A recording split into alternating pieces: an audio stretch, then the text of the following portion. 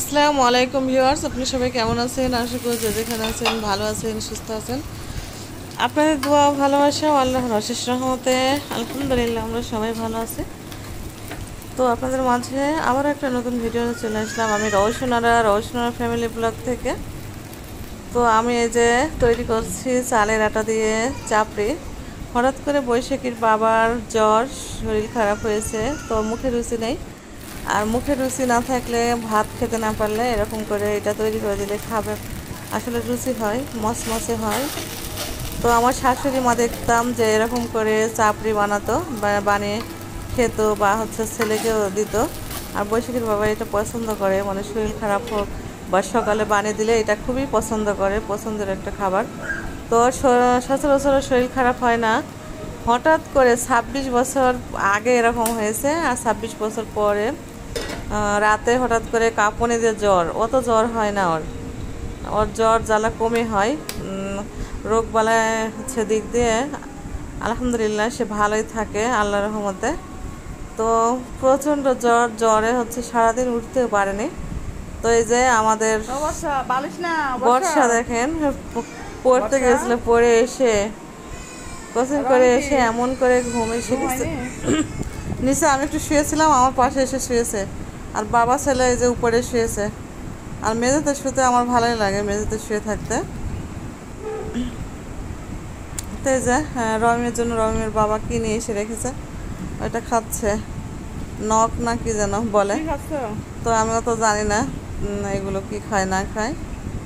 তো যা বলছিলাম, ওর শরীর খারাপ। রাতে দেখছি মানে প্রচণ্ড জ্বর, সেই রাতেই মাথা যন্ত্রণা, জ্বর।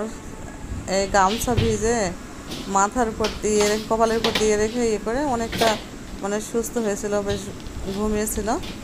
আর এদিকে মুস্কানের সুজি শেষ হয়ে গেছে। তো কি করব, সুজিটা তৈরি করতে তো হবে। মুস্কানের মা যে আমি বললাম যে আজকেই করতে হবে সুজি। ঘরের চাল আছে, এই যে সিদ্ধ ঘরের চাল, মানে যে নিজেরা সিদ্ধ শুকনো করে সেটা। আর এই যে পোলার চালও আসছিল, পোলার চাল সে নওগাঁ থেকে নিয়ে আসা হয়েছিল নানির বাড়ি থেকে, সেই চাল ছিল। তো এই যে সেখানে ডাল দিয়ে মাই তৈরি করবে সুজি। বর্ষা যখন ছোট ছিল, বর্ষারও তৈরি করতাম এরকম, কিন্তু বর্ষা খেত না, বর্ষা খেতেই চাইতো না, ও ভাতই খেয়েছে। মুস্কানে যে সুজি একটু খায় অল্প অল্প, মানে খুব একটা খেতে চায় না আর কি, যখনই প্রচণ্ড খিদে পায় তখন।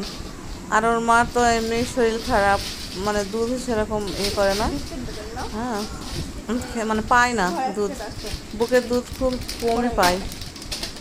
সুজি টুজি না খেলে আমার কীরকম হয়। ভাতও তেমন খেতে চায় না, 1 বছর বয়স হয়ে গেছে, ভাতও তেমন খেতে চায় না। তো এই যে সব কিছু দেওয়া হয়ে গেছে। এখানে নুডলস দেবে, নুডলস এই যে এখানে নিয়ে এসছে, দোকান থেকে নিয়ে এসে রাখা হয়েছিল। তো এগুলো দিয়ে আপনারা বাচ্চার জন্য সুজি তৈরি করতে পারেন বাসায়। কিনা সুজি না খাইয়ে, কিনা সুজি অনেক সময় পোকাও হয়, সুজিতে পোকা পেয়েছি অনেকবারই কিনা সুজিতে। তানিয়া সুজিটা আগে ভালোই ছিল, তারপরে দেখলাম যে পোকা হয়, বেশি দিন থাকলে এমনিতেই পোকা হয়। তো যাই হোক, বাসায় তৈরি করে খাওয়ানো বেশি ভালো। নুডলস দিয়ে ভুট্টা দিলে দেওয়া যায়, তো মুস্কান খেতে চায় না। এর আগে তৈরি করা হয়েছিল ভুট্টা টুট্টা সব কিছু দিয়ে, তো খেতেই চাইতো না। তারপর কিনা সুজি খাওয়াতাম। তো কিনা সুজির পরে আবার এইগুলো নানার বাড়ি গিয়েছিল, যে আমার খালা আবার তৈরি করে দিয়েছিল, এতদিন খেলো। আবার এই যে সব এখন আবার করে তৈরি করে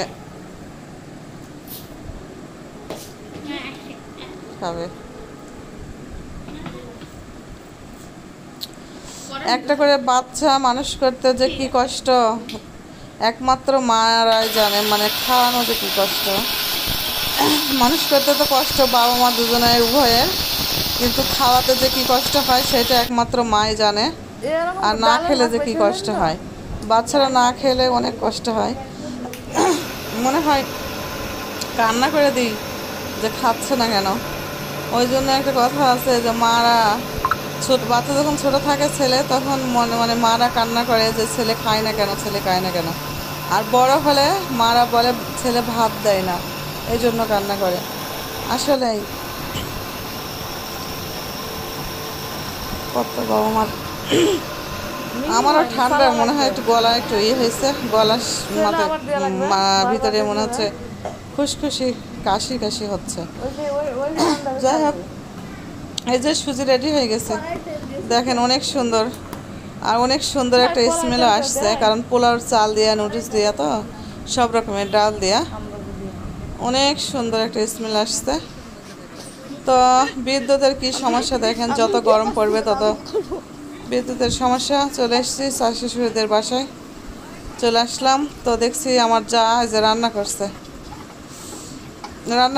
ডাল রান্না করছে, মুসুরের ডাল। তো ডালগুলো খুব একটা ভালো না মনে হয়, এই জন্য এই যে ঘুরতে হচ্ছে। আবার প্রেশারে দিলে এমনিতেই হয়ে যায়, ভালো ডাউল হলে অত করতে হয় না। তো এই যে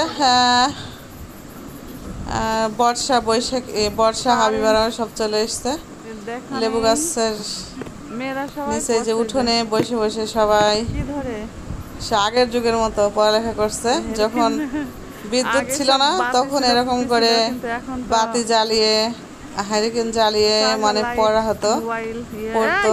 আমরা যখন ছোট ছিলাম তখনও দেখেছি আমরা বাতি মানে বোতল কেটে সেখানে পাটের যে ইয়ে দিয়ে, পাটের হচ্ছে কি বলে ওইটাকে, মানে ফেসও থাকে না, সেটা দিয়ে কেরোসিন তেল দিয়ে বাতি বানাতে দেখেছি। আবার কিনা থাকতো কুপি, সে কুপি হারিকেন এই যে কেরোসিন তেল দিয়ে জাল জ্বলতো। হেসাং ছিল, হেসাং না কি বিয়ে বাড়িতে হেসাং এড়িয়েছিল, তখন অনেক ছোট, তখন দেখেছি আমি। তো এখন এই যে সেরকম হয়েছে ডিজিটাল যুগ, তারপরেও মোবাইলের আলো, চার্জার, লাইট সব কিছু দিয়ে এখন হচ্ছে ইয়ে হয়। তো এই যে আমার ছেলে সবাই আমরা এসেছি, এদের এখানে উঠোনে বসে আছি।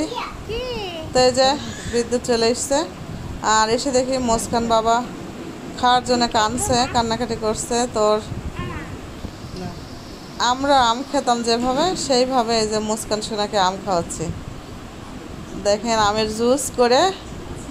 আপনারা কে কে খেয়েছেন এভাবে, অবশ্যই আপনারা কমেন্টস করে জানাবেন।